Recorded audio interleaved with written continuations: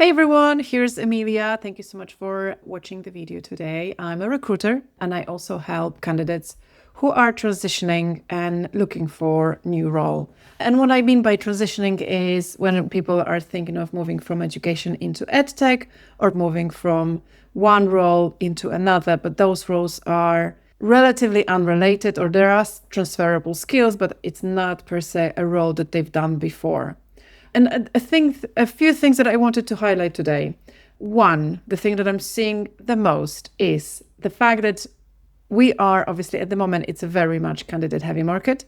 Almost every single candidate is trying to showcase every single thing that they've done in the previous role.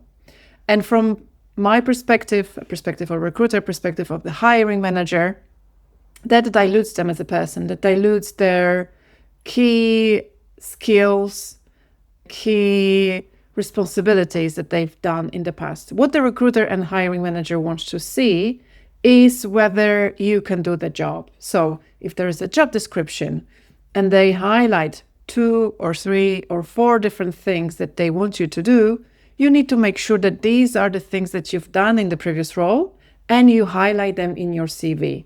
You don't have to list every single thing that you've done in that role.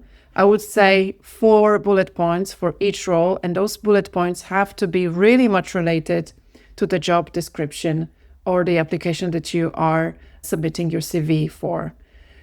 Other thing that I want you to remember is to use the key words. So if you're looking for a customer success manager within EdTech, you need to make sure that you have the right terminology, sometimes even jargon, that helps you stand out amongst others who might not necessarily have that experience, understand that jargon.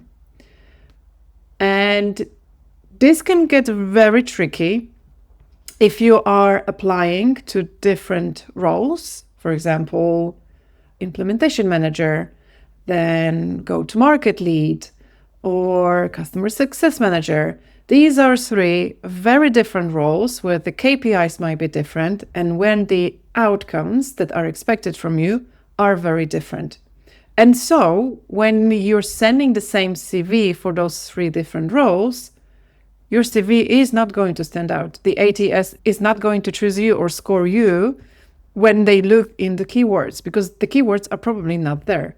So whenever you have very different aims or different roles that you're applying for, then it gets trickier how to position yourself and your CV, and then what comes later, your LinkedIn.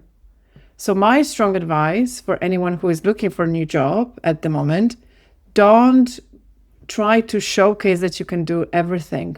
Narrow your search. Be more focused on 1 to 2 roles and then really focus on the companies, on the job description, on the keywords, so that the ATS and the hiring manager can actually notice you through your CV. And once you get that interview, later on, during the interview, you'll be able to shine and show your other skills. I work with candidates in 2 different ways. One is whenever there is a live role, I help and put candidates forward. And the other way I work with candidates is by coaching/mentoring, helping them with their job search strategy. So that includes your CV, your LinkedIn, your positioning, networking.